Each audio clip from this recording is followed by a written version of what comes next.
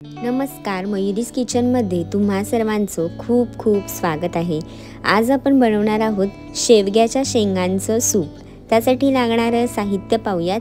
त्यासाठी मी इथे शेवग्याच्या ज्या शेंगा असतात त्या कापून घेतलेल्या आहेत। त्यानंतर इथे पाणी आहे, तूप घेतलंय मी, त्यानंतर टोमॅटो, कांदा, आलं आणि 2 हिरव्या मिरच्या आहेत, त्यानंतर लसणाचे काप आहेत, त्यानंतर मीठ आहे, इथे धणे पूड आहे, काळी मिरी पूड आहे आणि जिरे पूड आहे। तर आता आपण सुरुवात करूया। मी सुरुवातीला कुकरमध्ये इथे शेवग्याच्या ज्या शेंगा आहेत त्या घालते।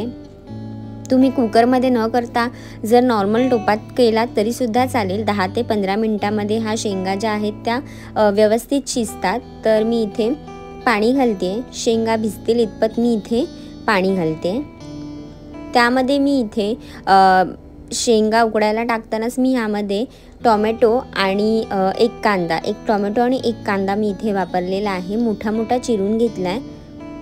आणि आता कुकरचं झाकण बंद करून 10 मिनिटांसाठी मी कुकर गॅसवरती ठेवणार आहे आणि 10 मिनिटांनंतर मी कुकर बंद करून घेणार आहे आणि थंड झाल्यावरती मी इथे कुकर उघडणार आहे। आता इथे 10 मिनिटांनंतर आपण पाहूयात शेंगा ज्या आहेत त्या व्यवस्थित शिजलेल्या आहेत, तुम्ही पाहू शकता। आता मी काय करणार आहे, शेंगा ज्या आहेत त्या वेगळ्या काढून घेणार आहे आणि यातलं जे पाणी आणि कांदा आणि टोमॅटो आहे ते एका बाउलमध्ये काढून घेणार आहे। आता मी इथे शेंगा वेगळ्या करून घेतल्यात। आता शेंगा ज्या आहेत त्या पटकन ओपन होतील, कारण का शेंगा कापताना मी वरचे ज्या साली असतात त्या काढल्या नव्हत्या, म्हणून आपल्याला जो आतला पल्प आहे शेंगांमधला तो काढायला एकदम सोपा जाईल। आता इथे तुम्ही पाहू शकता एक एक करून मी आता चमचा घेणार आहे आणि चमच्याने मी शेंगांच्या आतमध्ये जो पल्प आहे तो काढून घेणार आहे।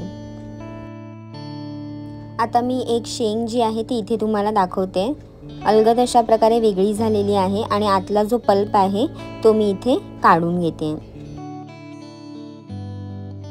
जे कांदा आणि टोमॅटोचं जे आपण पाणी उकळतानाच इथे घेतलं होतं त्याच बाउलमध्ये मी इथे जो पल्प आहे तो काढून घेते। एकदम सोप्या पद्धतीने इथे चमच्याने हा जो पल्प आहे तो एकदम इझिली निघतो। सो तुम्ही अशा पद्धतीने केलात तर अजून सोपं जाईल। जर तुम्ही मयुरीज किचनला अजूनपर्यंत सबस्क्राईब केलेलं नसेल तर लगेच जा, सबस्क्राईब करा आणि बेल आयकॉनवर क्लिक करायला विसरू नका, म्हणजे जेव्हा केव्हा मी माझी नवीन रेसिपी अपलोड करेल तेव्हा तुम्हाला त्याचं नोटिफिकेशन मिळेल। आता इथे जो पल्प आहे तो सर्व काढून घेतलाय मी कांदा, टोमॅटो आणि पाणी सोबत। उकळताना जे पाणी वापरले तेच पाणी वापरले मी इथे आणि मिक्सरमध्ये हे वाटून घेतलेलं आहे। शेंगा सुरुवातीलाच कापायच्या आधीच मी धुवून घेतल्या होत्या, त्याच्यामुळे जे आपण उकडताना पाणी वापरलं होतं त्याच पाण्यामध्ये मी इथे पेस्ट करून घेतलेली आहे।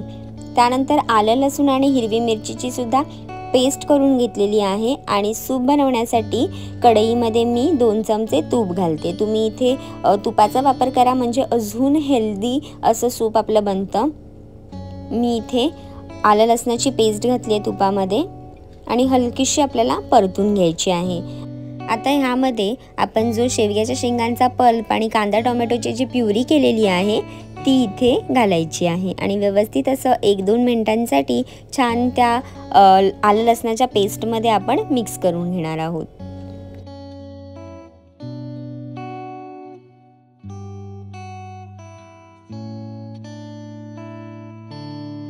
आता इथे मिक्स करून झाल्यानंतर पाणी घालायचं। मी इथे अर्धा ग्लास एवढं पाणी वापरते आणि मिक्स करून घेते। एक सूपची कन्सिस्टन्सी जी आहे ती येईपर्यंत मी थोडंसं पाणी घातलंय आणि तुम्ही पाहू शकता अगदी असं घट्टसर सूप नाही करायचं इथे।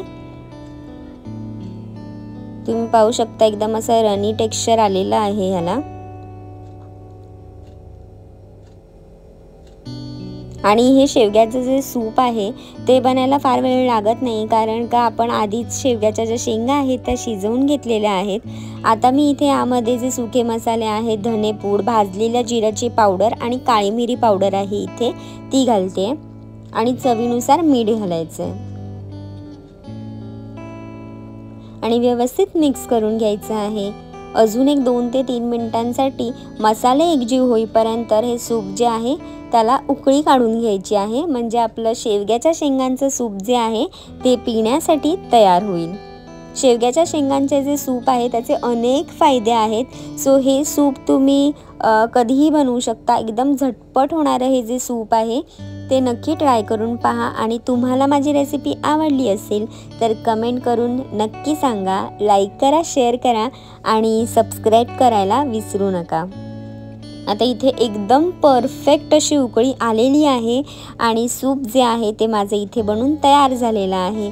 आता मी हे सूप जे आहे ते एका बाउलमध्ये काढून घेते आणि तुम्ही ही रेसिपी नक्की ट्राय करून पहा आणि निरोगी खा, निरोगी राहा.